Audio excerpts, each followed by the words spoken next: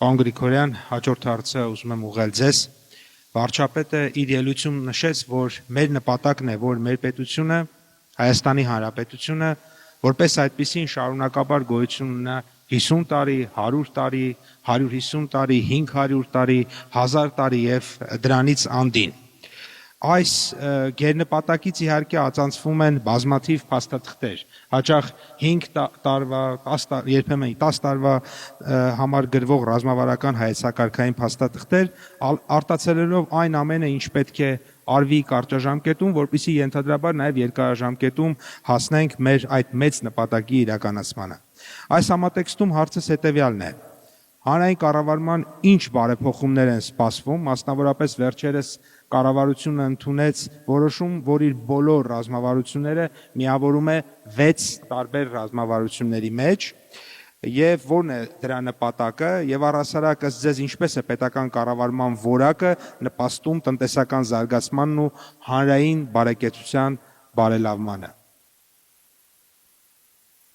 Եվ եթե կարելի է մեկ հարցել թվայնացման հետ կապված ավելացնեմ, պարոն Գրիգորյան, կառավարությունը հետևողականորեն գնում է նաև պետության կողմից մատուցվող ծառայությունների թվայնացման ուղղությամբ, որն է նպատակը, վերջն արդյունքը եւ ինչ է դրա արդյունքում ստանալու պետությունը, տնտեսությունը։ Շնորհակալություն։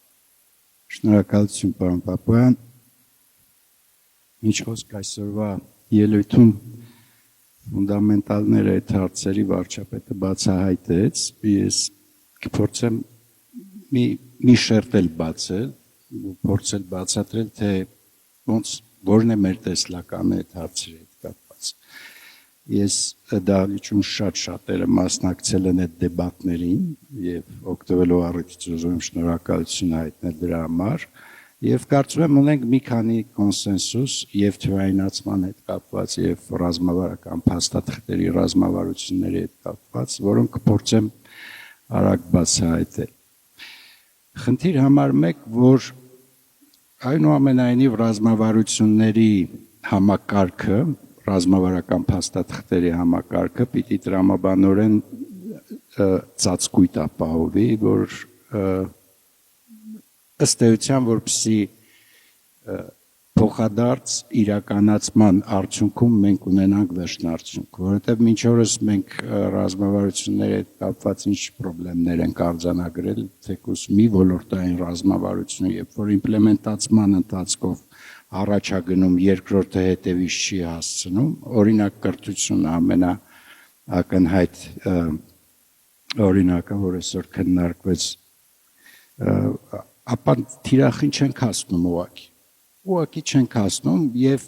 շատ հեշտ է բացատրել, թե ինչի դա տեղի չունեցավ, որովհետեւ կա հարակից մի ուղղություն, որի տեմպը բավարար չի կամ սինխրոն չի եւ մենք ունենք հետեւյալ կոնսենսուսը մոտեցումների հետ կապված ռազմավարությունները մենք պիտի դուրս գանք տրադիցիոն տեքստերի համակարգից եւ գնանք ցուցիչների, բանաձևերի եւ հստակ նկարագրված նպատակների տրամաբանության բովանդակության դեպի։ Սա շատ կարեւոր է, որովհետեւ գիտեք, մյուս խնդիրը, որ մենք մինչ օրս արձանագրել ենք, դա մենք քննարկում ենք ռազմավարությունը, քննարկում ենք, հաստատում ենք, ընկալում ենք, հասկանում ենք, բայց հանրությունը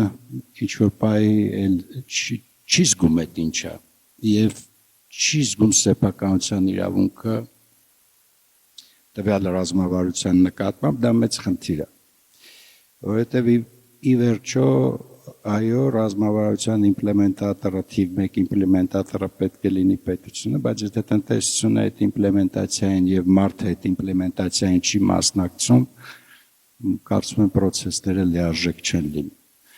Եվ այդ իմաստով մենք պիտի նախաձեռնենք մի գործընթաց, որպեսզի ներառականությունը ապահովենք։ Պարզություն ասելով ես նկատի չունեմ, որ ինքը պիտի լինի պրիմիտիվ կամ անորակ, ինքը պիտի լինի այնքան որակով, որ ունենա բացարձակ պարզություն։ Եվ դա այդ պարագայում տնտեսությունը կունենա սեփականության իրավունք դրա նկատմամբ ինչը նշանակում է, որ կանցնի երկարատև պլանավորման եւ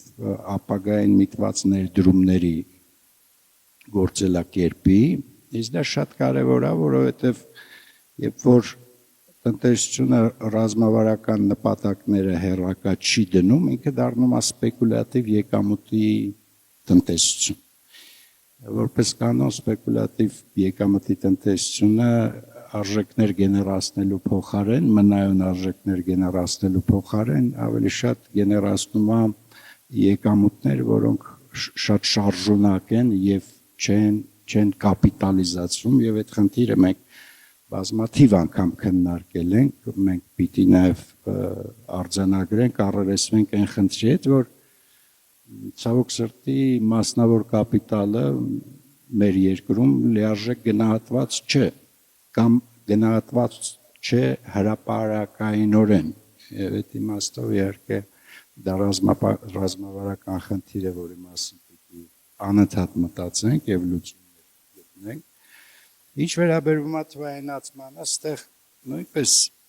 վստահ եմ, որ ունենք կոնսենսուս հետեւյալի մասին։ Չկա գործառույթ վարչարարություն կարգավորում, որը պիտի դառնա իմպերատիվ եւ թվայինացման ենթակա չլինի, ինչու։ Որովհետեւ նախ չթվայինացվող կարգավորումը պետության, այսինքն կարգավորումը, որը հնարավոր չի